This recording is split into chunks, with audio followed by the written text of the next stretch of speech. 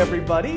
Thanks for watching. It's finally getting to be fantasy football season. I'm here to talk wide receivers, and you know what it's like in the NFL right now. As much passing as there's ever been, more three wide than there's ever been, and that leads to what I like to call melancholy and the infinite wide receiver 3 sadness. You know what it's like. You got some doofus on your bench, and he explodes for 7 catches for 100 yards and 2 touchdowns. You're like, finally he's arrived, and then for a month he goes 4 for 34.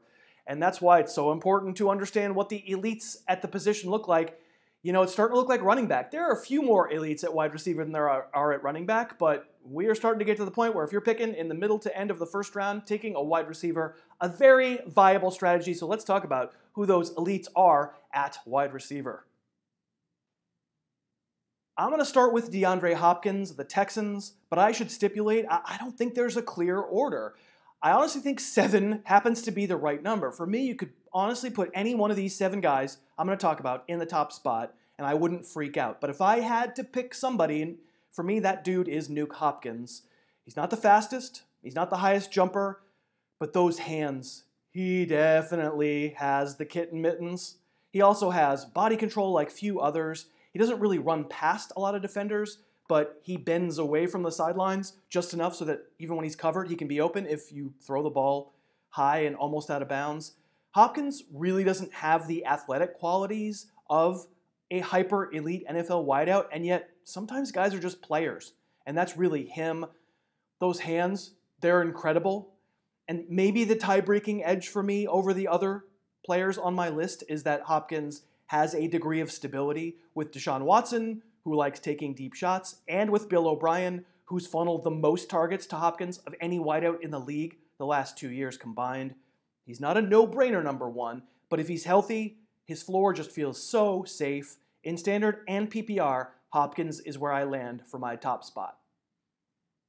Hey, a quick break to say thank you to DraftKings for sponsoring today's show. They've got a pretty cool promotion going on right now. If you start a new account at DraftKings by clicking on the link below me in the show notes and fund that account with at least $5, they will send you my 2019 Harris Football Player Profile Almanac for free. That's a pretty good deal. That's a $17 value you're getting for nothing if you sign up with a new account at DraftKings and fund that account. DraftKings is, of course, extremely fun once the season starts. I'm going to have tons of DraftKings content here on the YouTube channel, also on the podcast. And the Almanac itself is huge. It's a giant PDF, 200 plus pages. It's something I wrote all summer. It's got profiles of every player you need to know, film grades, all the stuff that will make you a smarter drafter and a smarter football fan. So let's thank DraftKings for sponsoring. And if you're interested in that promotion, starting up a new DraftKings account, click on that link below me in the show notes. All right, let's get back into it. Again, I remind you, if you have slight tweaks to this order, I can't complain. These 7 receivers stand out to me as the best possibles to hit the number 1 spot by the end of 2019. My number 2 is Julio Jones, the biggest, baddest dude going at this position, 6'3", 220, still blazing speed. Incredibly, he's topped 1,400 yards receiving in 5 straight seasons. Now, the knock you're going to hear on him is, oh, Julio can't score touchdowns. That was certainly the knock you heard in the first 7 weeks of 2018. He was stuck on a donut in TDs, and every Julio hater out there was doing a victory lap on my Twitter feed. But I told you to buy even then on the podcast because it didn't make sense. He was getting end zone targets. He was on pace for 1,800 yards, but the fickle finger of fate hadn't seen fit to let him catch a touchdown. But from that point on, 9 games, he scored 8 times. He led the league from that point on with 14 red zone targets. Also popped for 6 more 100-yard games from that point on. Listen, I get it. Jones has only 1 double-digit touchdown season in 8 years, while, for instance, Davante Adams has 3 straight. In that span, Adams has 26 red zone touchdowns. Jones has 8. You know, Matt Ryan sometimes does spread it around a little bit. But chasing touchdowns is a dangerous business. As the second half of last year illustrates, everything in the NFL is a small sample size. We want stud players because stud players usually eventually score touchdowns. Julio is a stud player. I'll put Odell Beckham, his first season with Cleveland, at number 3 on my list. I admit the next couple guys here are risky on my list. Guys who change teams do present interesting questions. Beckham leaves the Giants for the Browns, and it might be easy to say, well, you know, Does he jibe with the new quarterback? There are other good weapons there. Maybe the targets aren't quite as high. Plus, Beckham has been hurt 2 straight years, ruined by injury. Maybe that starts to feel like a trend. I don't know. The ability is still so good. He was in there for 12 games last year. He was still giving you one-handed grabs, still giving you lightning quick cuts coming out of breaks. By the way, twice last year he threw for long touchdowns. Do elite wide receivers who change teams ever succeed for fantasy in the first season? Ladies and gentlemen, I give you Randy Moss going to the Patriots in 2007, Brandon Marshall going to the Dolphins in 2012 and the Bears in 2015, Brandon Cooks doing it back-to-back years to the Patriots and the Rams. Beckham is super elite. I certainly know he can be a petulant dink when things don't go his way, but I want that talent. Here's where I know my list deviates from the majority, so feel free to light me up in the comments. I'm sticking with Antonio Brown at number 4, which is a lot higher than the market. I think the way people are viewing the phylum in 2019 will wind up being a market inefficiency. He showed 0.0 skill erosion last season. He has literally redefined his position. There's never been a more feared player at his size. His acceleration out of breaks is unmatched in the league and maybe ever. His acceleration, crazy. If you try to bump him and you miss, he is gone. But there are just some people who don't like him. They don't like his personality. I think that's to our advantage. There are some people who overweigh what they perceive situations to be before they happen, who've just decided, nope, Derek Carr's awful.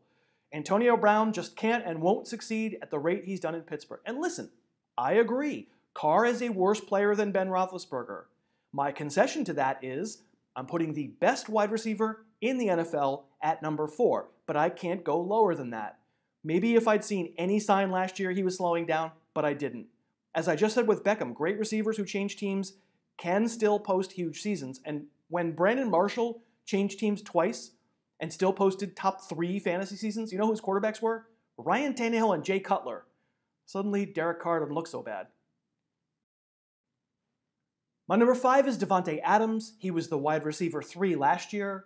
He was the wide receiver 12 with minimal Aaron Rodgers in 2017. He was the wide receiver 7 in the season before that. He's in a great situation. There really is a defensible take that Adams is the number 1 this year because he's really safe. The one thing he does as well or better than anyone on this list is body control in the end zone, hands in the end zone. He's a great end zone player. He's powerful after the catch. The quarterback loves to keep plays alive, and Adams is terrific at improvising and breaking open late in a play. He's very good. By the measure of the players ahead of him on my list, I think he's maybe not quite as good. He's not a burner, not really that quick by NFL receiver standards. And even though my grade for Adams keeps rising little by little each year, he's still got duck hands.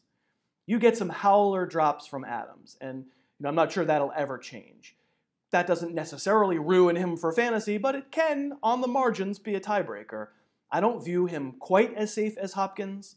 He's not as super freaky at all as Julio. I probably don't think he has quite the weekly explosive upside as Beckham and Brown, but he's really good, and if your tastes run in a different direction, I will not criticize. At number 6, I have Michael Thomas, and full disclosure, this is where I had him before he began his holdout heading into training camp. As of my recording this, Thomas hadn't reported, seeking a big new deal, but you're watching this now, it's possible you know that's been fully resolved. I'm putting Thomas here on his merits. A lot of the same things I just said about Adams also apply to Thomas. Not crazy fast, not crazy quick, really reliable player in the end zone. The key difference, what an incredible set of hands that Thomas has, especially compared to Adams. Thomas is a big wideout, doesn't run past you, but he wins early in the play with really precise routes, something else that Adams can do. Thomas is strong, really difficult to bump off his route, and he's not just a slot machine. Michael Thomas only ran 30% of his routes from the slot last year. You're not going to hear negative takes from me about Michael Thomas. It's really a taste thing. I view Adams and Thomas very similar. I have them 5 and 6 for similar reasons, not quite the play-to-play explosiveness, a little more dependent on volume, but very likely to get that volume. Thomas is a baller. And here's number 7. It's Tyreek Hill. And listen, when we talk about Tyreek Hill at this point, we're essentially starting a political debate.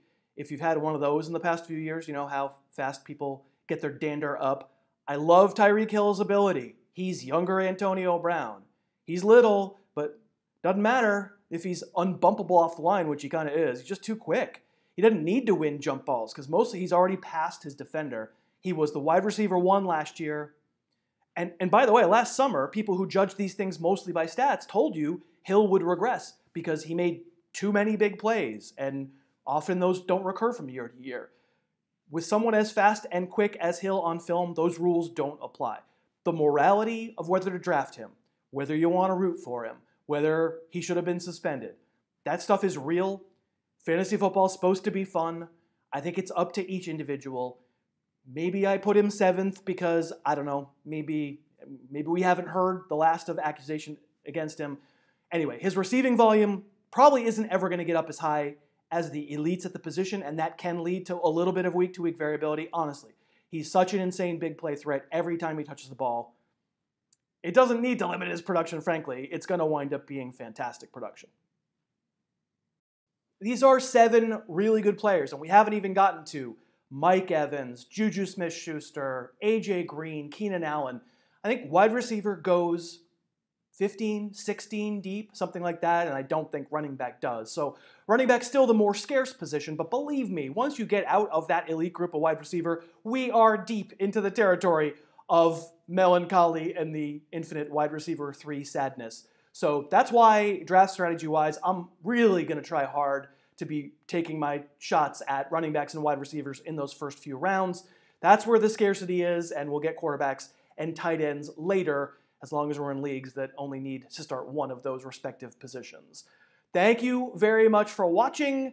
Feel free to let me know where I went astray, Antonio Brown, in the comments below, and we'll see you next time.